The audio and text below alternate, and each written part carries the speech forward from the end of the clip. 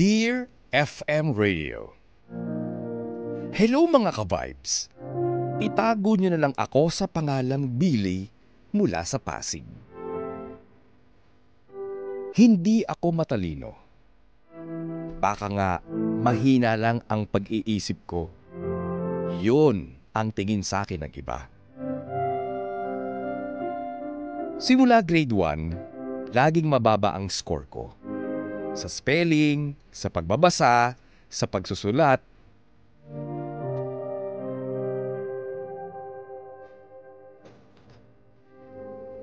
Ngayong high school na ako, pero parang wala pa rin akong alam.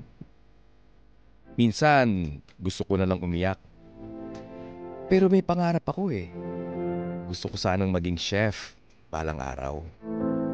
Kaya lang, paano mangyayari yun kung di ko nga mabasa ng maayos yung recipe?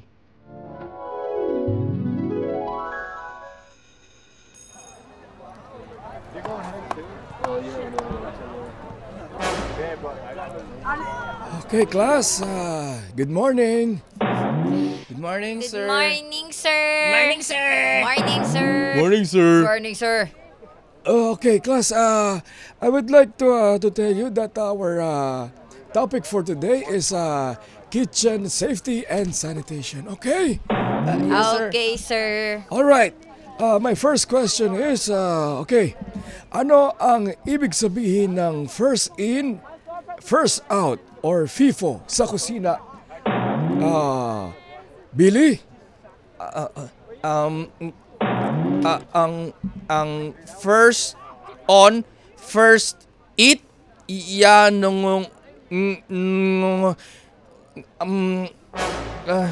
nanguhulog ang aanihin, ongo, lang, Sir. Ako na lang pong sasagot. Okay. Sasa po, Sasa. Okay, please stand up, Sasa. Ang first in and first out ay nangangahulugang uunahin ang mga lumang sangkap o produkto bago gamitin ang mga bagong bili upang maiwasan ang pagkasira ng pagkain. Okay, very good, Sasa. Okay. Okay, my question number 2 is, magbigay ng 3 halimbawa ng kitchen hazards o panganib sa kusina. sir, Sir, Me. Sige, ikaw muna, Billy. Okay, Billy. modulo, Ano ba Madulas naman yan? sa loob. Ang hina magbasa. ano ba yan? Ang hina Mali-mali ng ka naman, Billy. isip. Kami na lang kaya. Saglit lang. Modulos na sahag, motatalos Ano ba yan? Ano ba yan? Ang Ano hina ba naman yan, ng utak teacher? mo. Di marunong yan eh. Ako na lang, teacher. Ako na lang, teacher! Ako na lang! Ako na lang.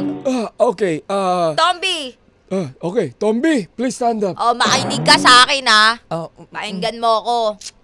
Yung 3 halimbawa ni sir, madulas na sahig, matutulis na kutsilyo, mainit na kagamitan tulad ng kalan o oven. Ganon. Okay, very good, Tomby. Please, Hina ng sit down. isip mo. Hoy, ano ba? Huwag niyo nga awayin si Billy. Hindi mahina yung isip niya. Alam niya yung sagot. Kaya nga siya nagre-recite eh. Alam ko naman yung sagot na hihirapan lang kasi ako eh. Teacher, may I go out?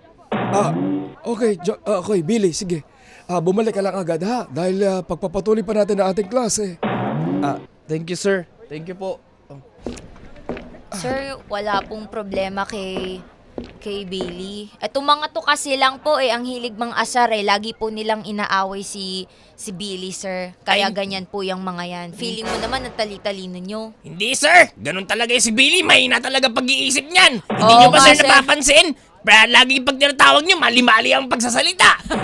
At saka sir, pag nakita mo, parang nanginginig lagi, no? Parang, Oo nga, sir. Di ba, sir?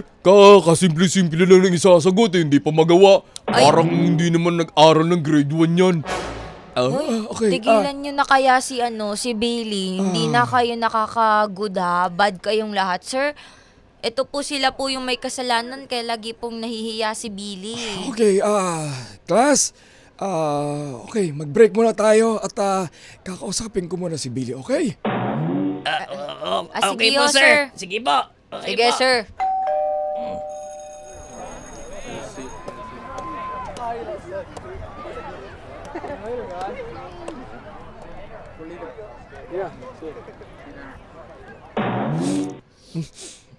Pahiya ako dun Hindi ko naman ginusto yung nangyari kanina. Hindi ko rin alam kung bakit ganun. Pag binabasa ko yun nasa blackboard, parang nag-iiba. Pero tama naman ako nang binabasa. Ano kaya nangyayari sa akin? Pero hindi naman mahina yung isip ko gaya nung iniisip ng mga kaklase ko. Ay. Anak, Billy! Ah. Billy! Ma'am? Ma? Anak, Billy, Po. okay ka lang ba? Ba't parang ganon ka na ganon? Ano ba yung ginagawa mo at para pinagpapawisan ka? May nangyari ba sa eskwelahan ninyo? Wala. Sabihin mo na sa akin, Billy, at ako ang bahala at kakausapin ko yung mga teacher mo. Wala naman po nangyari sa school. May umaaway ba sa school? Wala naman po. Ano yung hawak mo? Akin na nga yan. Wag Ano po. yan? Ay, test paper ko po yan. Ano to? Anong test paper ito? Para kinahig ng manok. Ma, Bakit ganito ang grades mo, anak? Anong problema sa'yo? Tignan... Ay, nako, hindi matutuwa ang tatay mo sa ganyan, ha? Anak, tignan mo naman ang grades mo. Tignan mo. 1 out of 15. Ano ba naman yan? Quiz ba to? O Ma, ano? Practical lang. quiz po kasi namin yan kanina. Ano ka mo? Oh, Quiz, 1 over 15. Parang bumili lang ako ng kilo ng bigas niyan Mas mataas pa yung kilo ng bigas sa score mo. Mama, kasi po, nahihirapan po ako mag-cope up ngayon sa school Ano ka mo? Nahihirapan ka mag-cope up? Bakit? Bakit ka naman nahihirapan mag-cope up? Hindi ko po kayang ipaliwanag, Ma. Ay, Ano ba nako. nangyari dito? Hindi ko alam dito sa anak mo. Mano po? Tignan mo naman ang score. 1 over 15. Ay, sige nga. Ano? Ba't ito? Billy, ano ba nangyari sa'yo? Nagbubulakbol ka, no? Hindi po, Pa. Hindi po. Galing lang po ako sa school. Hindi po ako nagbubulakbol. Bakit ganito yung score mo sa, ano ba to? Exam? Bakit? 1 ka lang. 1 to Nag-quiz. 52. Ewan ko ba sa anak mo, bakit ganyan lang? Kailangan natin ng tutor kapag ganyan. Abay, 16 years old ka na. Tapos, ganito pa rin ang nakukuha mong resulta sa mga exam mo. Hindi ka na tama to, Billy. Hindi talaga tama iyan. Pinag-aaral ka namin ng ina mo. Tapos, hindi mo naman seryoso. Nako, Pa. teka lang.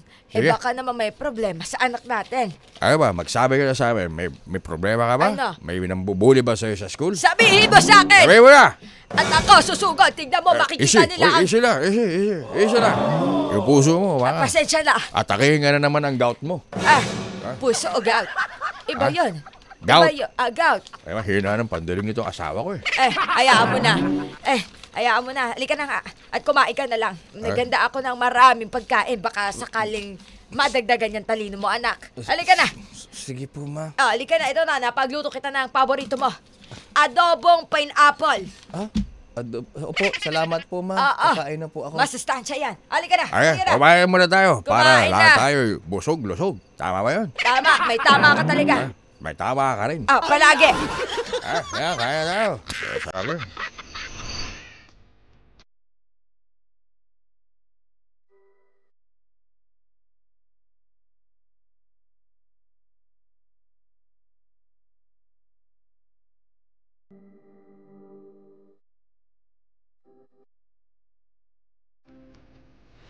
Isang araw, pinatawag ako ni Sir Jojo.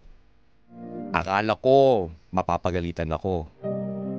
Pero iba yung tono niya. Sabi niya, Billy, hindi mahina ang pag-iisip mo. Hindi mahina ang utak mo. Baka may hindi lang tayo nakikita. Dinala niya ako kay Ma'am Sisi. Tinanong ako, Pinapasa ako ng ilang salita. Tapos, dun ko lang nalaman, may dyslexia pala ako. Sabi ni ma'am, may paraan daw para matuto kahit ganito ko.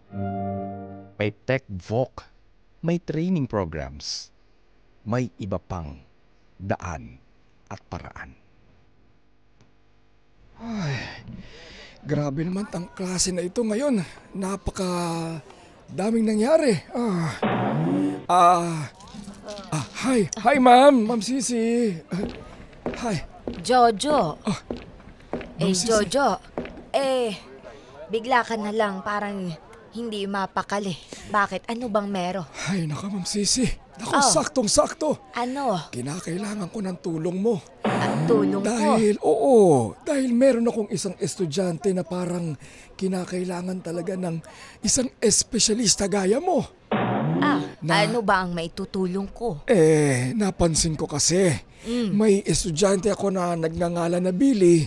Kapag sa tuwing tinatawag ko siya para mag-recite at may pinapabasa ako sa blackboard, hindi ko maintindihan. Hindi mo maintindihan. Nag-uutal-utal ang batang yun. Pero, Sisi, Nakakausap mo naman ng normal. oo, nakakausap naman siya ng normal. Nakakapagsalita naman ng normal. Tuwing nagbabasa lang, parang iba ang binabanggit ng mga bibig niya. Meron ka bang sample na kung paano siya magbasa? Eto nga, nakaraan lang, ang sabi niya sa akin, ang forced on, forced it. Mga ganun. Nag-iiba ang spelling.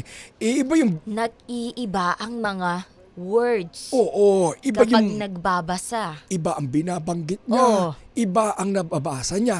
Hindi ko rin maintindihan. Baka sakaling matulungan mo ako sa batang ito at naaawa ako. Alam mo, Jojo, walang problema sa estudyante mong si Billy. Ang meron sa kanya, meron siyang isang dyslexia, kung tawagin. Dyslexia? Oo! Ano ba ito? Karamdaman ba ito? Isa itong learning disability kung saan nahihirapan ang isang tao sa pagbasa, pagbaybay at pag-unawa ng salita. Ganun ba? Kahit naman normal ang kanyang IQ at kakayaang matuto sa ibang aspeto. Ibig sabihin, kailangan mo siyang tulungan. Pero Sisi, ako naman nasisiguro ko na matalino ang batang ito na si Billy. Palagi bang nagre-recite ka mo? Palagi nagtataas ng kamay at bibong-bibo. Subalit lang tuwing magsasalita at may pinapabasa ako sa blackboard, sa pisara, nag-iiba. Okay. Iba ang binabanggit niya. Okay. Siguro. Baka po pwede mo siyang makita at makausap para ma-assess mo na naman, maigi. Jojo. Asan na ba si Billy at akin ng pag-aaralin ng mga basic reading and phonics? Sige, baka sakaling po pwede mo pa siyang ma-assess. Papatawag ko na ngayon. Total, tapos na ang klase. Sineo! Sineo, halika nga dito. Ano po yan, teacher? Magdahan-dahan ka, ihat lang pa ka pa naman. Ano po yung teacher? Pakitawag mo si Billy at papuntay mo sa kwarto ni Ma'am Sisi mo. Okay? Sige po, sir. Bakit niyo po pala pinapatawag si Billy? Huwag ka na magtanong, basta tawagin mo lang. Opo, sige po. Masusunod po, sir. Ay, naku, napaka-antribido talaga ng batang ito. Ganyan talaga ang mga bata. Okay lang pagpasaisahan mo yan. Sanay na ako dyan, Jojo. Asan ba ako maghihintay? Doon na lang sa aking room. Ay, ito, sakto na. Andyan na pala. Hi, sir. Bakit niyo po ako pinatawag, sir?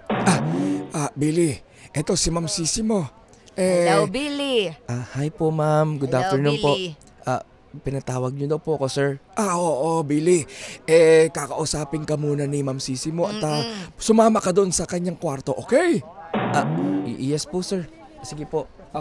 Sige. Sisi, ikaw nang bahala. Ako nang bahala dito, Jojo. Halika na, Billy. Billy. Ayan, at maupo ka muna. At kailangan mo ba ng tubig? Hindi na po, ma'am. Salamat po. Thank you po. Sigurado ka ba? Opo.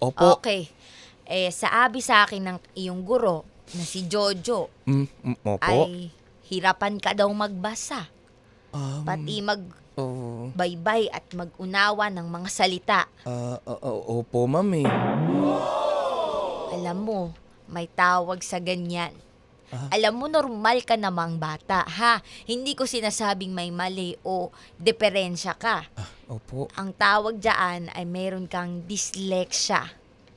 At, Dyslexia po? oo, subukan mo munang basahin ang mga ito at meron akong inihanda Opo. para sa'yo, oh. Ito po? Eto. Ayan. Ayan. Nababasa mo ba? Yes po, ma'am. Opo, malinaw po. Ano ang nakikita mo? Babasahin ko po. Oo.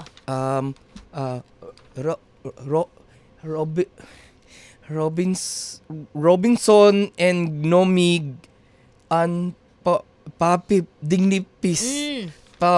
Asami Parami Okay. Okay, stop. Sa tingin mo ba nagdodoble ang mga salita?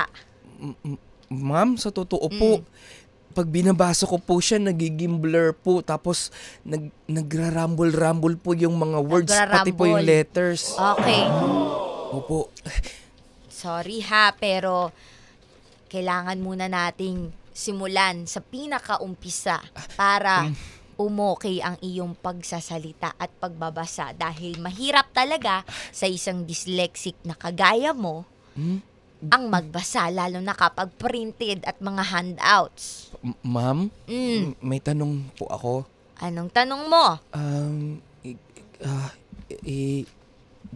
Gagaling pa po ba ako? Aba, oo naman. Ano ba namang klaseng tanong yan, Billy? Ma'am, kasi po, sa totoo po, nahihirapan po ako eh. Nahihirapan ka? Gusto ko pong makapag-aral po ng maayos tsaka po ng normal. Pero po sa tuwing nagbabasa po ako, iba po kasi yung nakikita ko. Kaya po iba po yung nababanggit ng bibig ko. Pero gusto ko po talagang mag-aral, ma'am.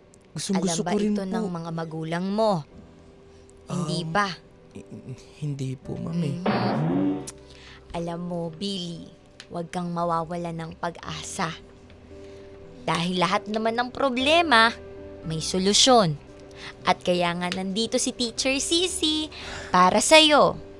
Okay? Pero, at tandaan mo, marami pa namang mga special programs na pwede mong tahakin, na pwede mong pasukin.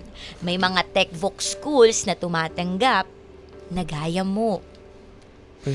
Alam mo, huwag kang mawala ng pag-asa. Lalo na sinabi naman ni Jojo na you're very active sa inyong school. Gusto mo nga mag-recite eh. Alam mo ang sagot, hindi mo lang alam kung paano basahin.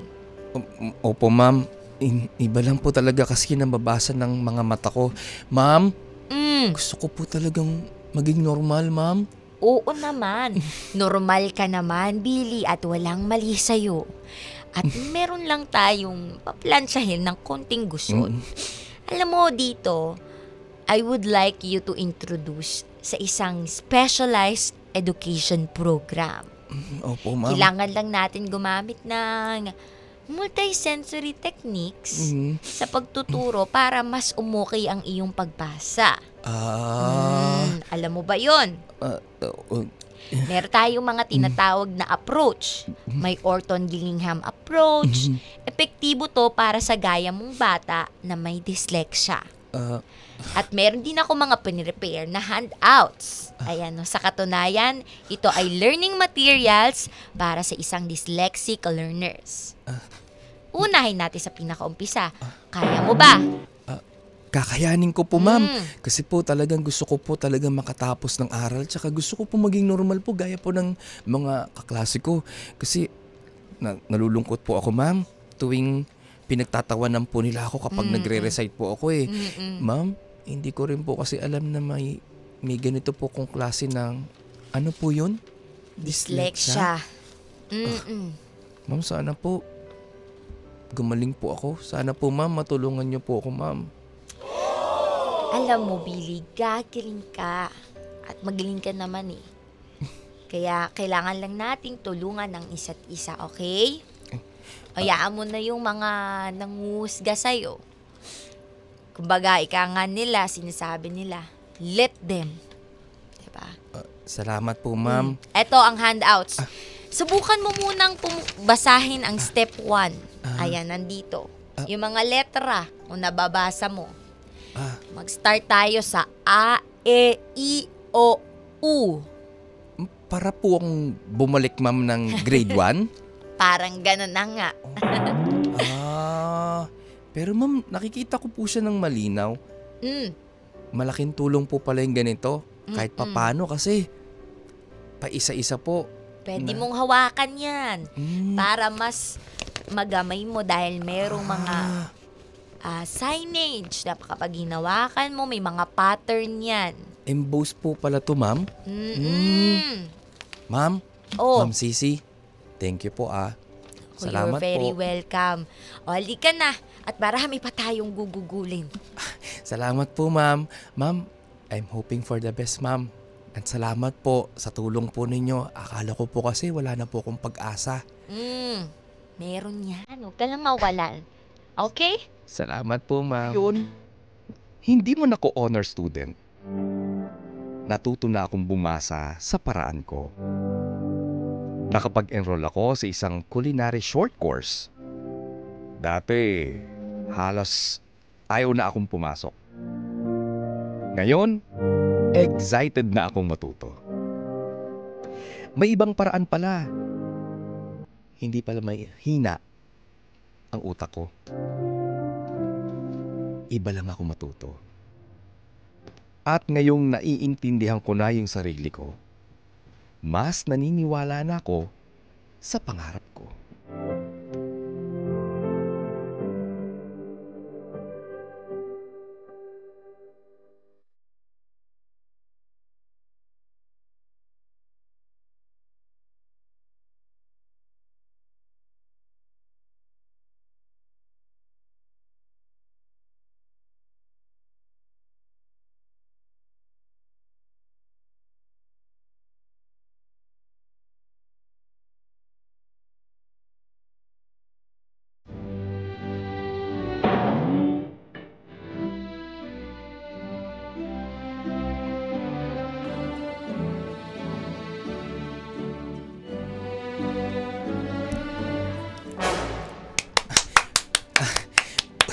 Thank you very much. Salamat po. Congratulations! Congrats, anak. Congratulations! Sabi sa'yo, kaya-kaya mo eh. Congratulations, anak! Apakagaling mo talaga. Thank you, Naku, ma. maraming salamat. Thank At you, ma. Thank you, pa. tinulungan ka talaga ng iyong mga guro. Sir, ma'am, kayo po pala ang mga magulang ni Billy. Ako nga. Naku, maraming salamat, sir, ha? Sir, salamat sa'yo Ay, salamat, sir. Baba, pwede tayo mag-inuman. Inuman na naman. Hindi ako umiinom, sir. Naaya na kita. Baka naman, sakali lang eh. Gusto lang namin talaga magpasalamat sa'yo dahil sa ginawa mo sa anak namin. Napakagaling mo. At talagang hindi mo sinukuan ang aming anak. Ay, Nung unang hindi pa namin alam. Hindi namin alam na meron palang isang dyslexia problema itong anak ko. alam nyo, ma'am, kahit naman ho ako, hindi ko rin ho alam na ganito na ho pala ang sitwasyon ng anak ninyo. Akala ko, may ibang pinagdadaanan lang sa bahay o sa inyo. Naku, wala ho. Wala yun. Wala ho pagdadaanan sa amin yan. Galit ka? Hindi kami nga. Hindi naman kami galit, no, sir. Pasalamat na lang talaga kami at nandyan kayo. At may mga naniniwala kay Billy. Ay, alam nyo ho, ma'am. Sir, Ano yun? galit ka? Hindi ako eh. Ay, ganito ho yan. Obligasyon ho naming mga guro na antabayanan ang inyong mga anak na ipinagkatiwala nyo ho sa amin. At obligasyon dun ho namin na parang ikalawang magulang na ng inyong mga anak. Napansin ko na may kakaiba nga sa inyong anak na si Billy. Hindi ba, Billy? Opo, sir. Thank you po. Kaya naman inilapit ko agad dito sa isa naming teacher, sa aming SPED teacher na si Ma'am Sisi. Ito pala si Ma'am Sisi. Ma'am Sisi.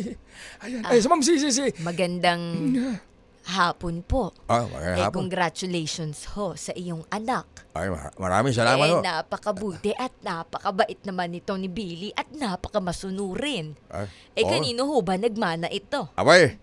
Aba, sa akin dapat. Hindi, sa akin yan. Sa akin. Sa akin yan. Ako ang masunurin. Sa akin yan. Ako masunod eh.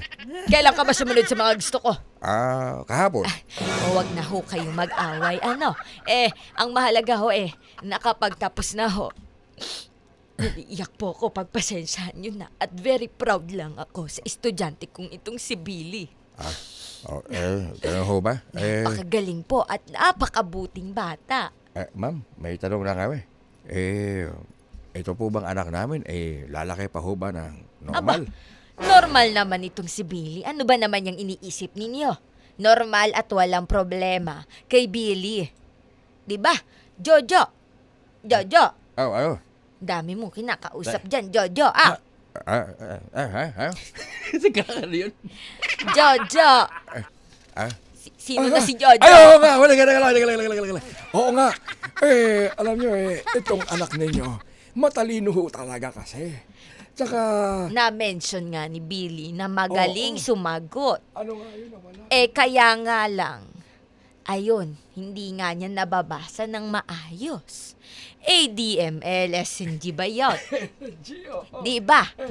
Tama. Oo. SNG. Tama nga ako. Tama. Pagpasensyahan nyo na ito si Jojo. Medyo makakalimutin lang. Alam nyo ho talaga, ang inyo ho ang kasi nabura ko Ang inyo hong anak, matalino. Kaya ako'y umaasa talaga na siya talagang... Jojo!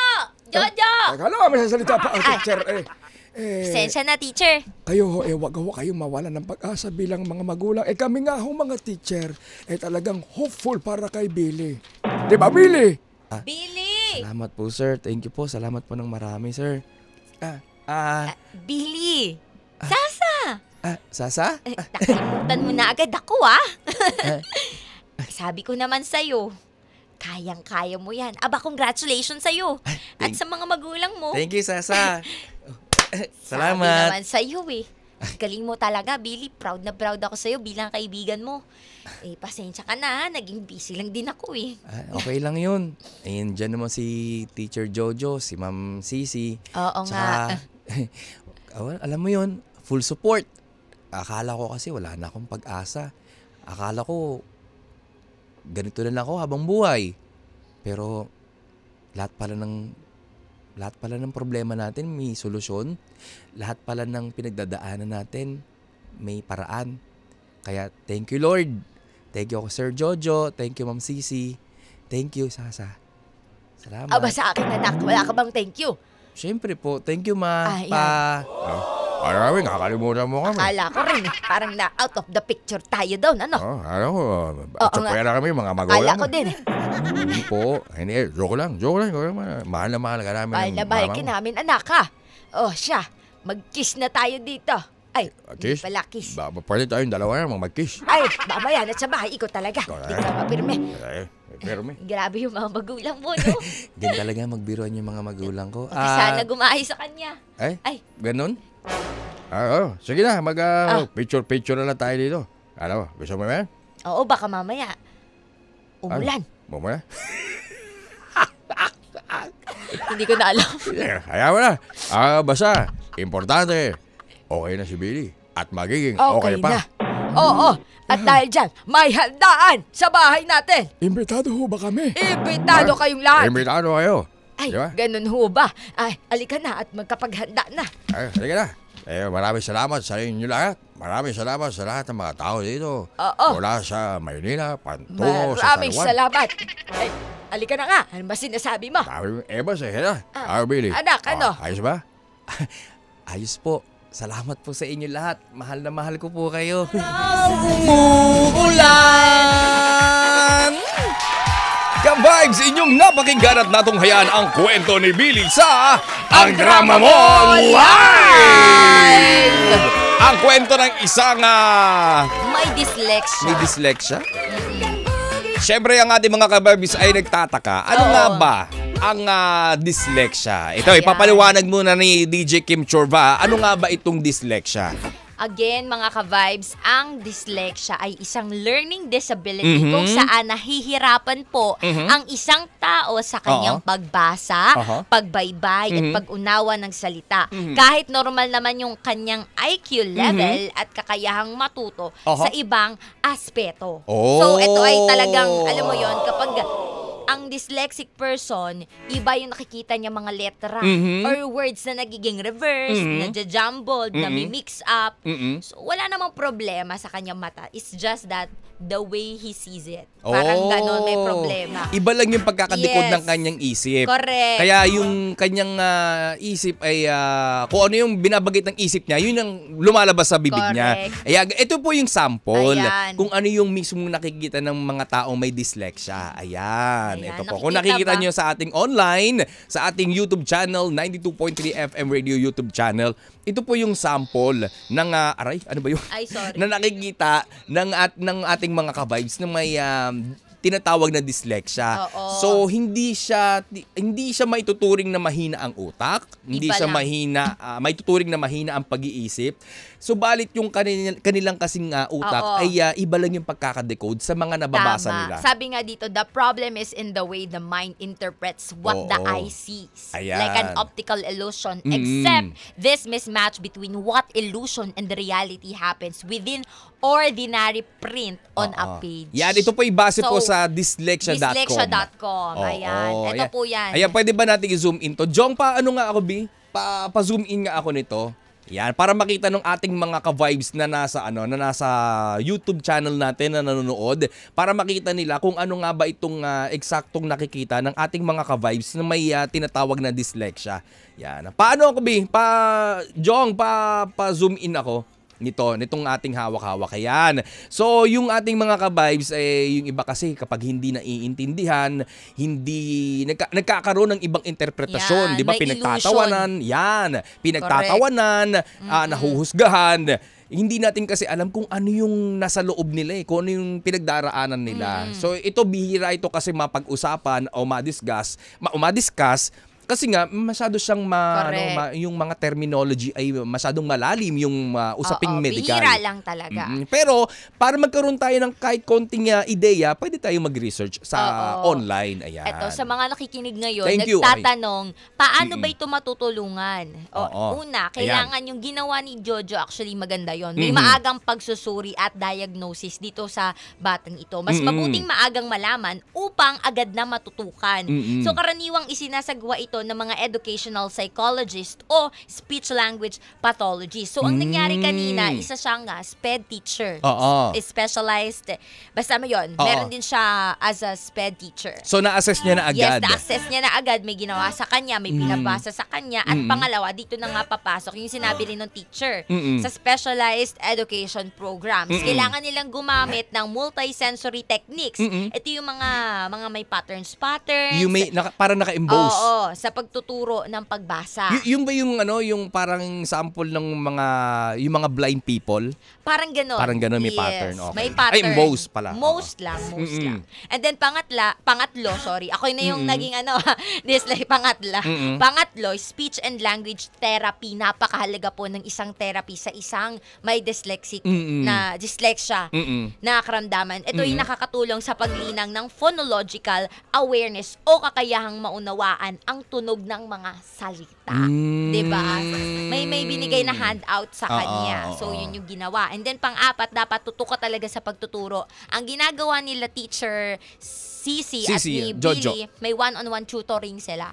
So yun ang pinakamahalaga para matutukan mo nga naman yung may ganitong disorder Oo. or disability. Sorry. So ano to medyo may it takes time, di ba? Yes. So kakain talaga ng panahon to at medyo mahaba-habang proseso. Oo, di at ba?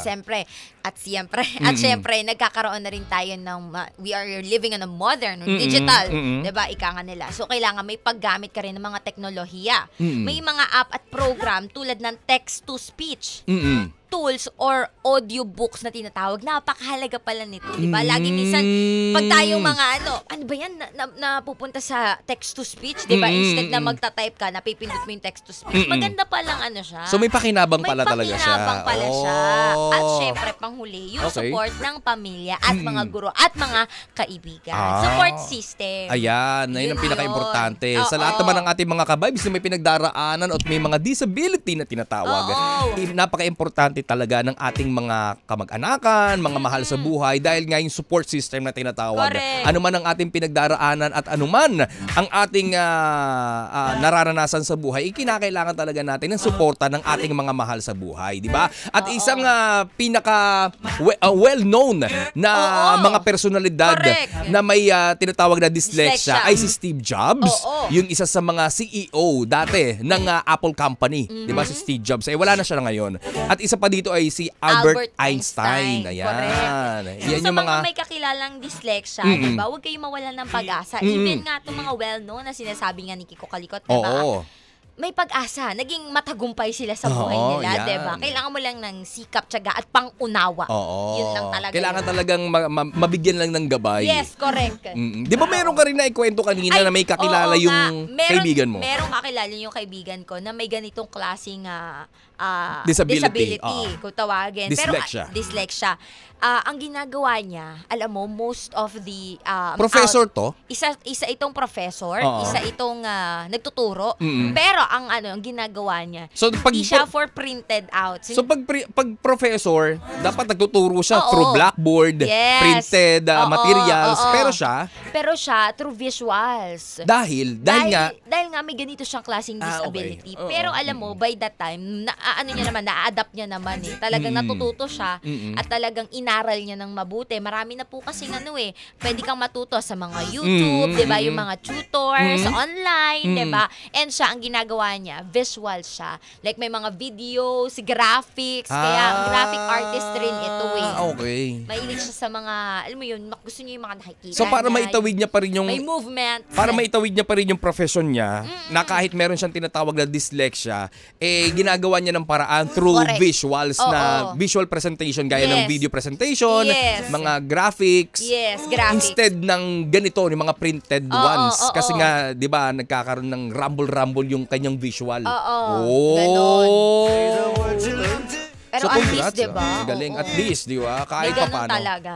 Oo. At sa may mga kabibes natin na may ganitong klase ng kaso huwag po kayo mawalan ng pag-asa. Correct. Hindi po kayo tinatawag na mahina ang isip o mahina ang pangunawa. Kayo po ay kinakailangan lang ng gabay. Kayo po ay nangangailangan lang ng pag-intindi at Yes. pag-unawa ng ating mga kabibes. Kapag naka-experience din kayo na may kakilala kayong ganito, tulungan natin. Huwag natin Yes. husgahan. Correct. Huwag natin ipagsawalang bahala at huwag nating pabayaan. Kasi normal naman sila eh. Hindi naman din nila ginusto na magkaroon ng ganito na tinatawag na dyslexia. Dyslexia. Di ba?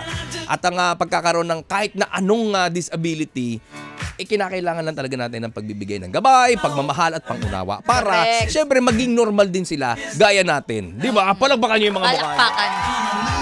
At sa lahat ng ating mga kabibes na nanonood ngayon sa ating YouTube channel, syempre, isa-shoutout namin ngayon. Ano ba masasabi ng ating mga kabibes na nanonood sa ating YouTube channel, King Chorva? Ayan, sabi ni Tessie Sino Cruz, ang ganda ng drama ninyo ngayon, makakapagbigay aral sa mga ganyang sitwasyon.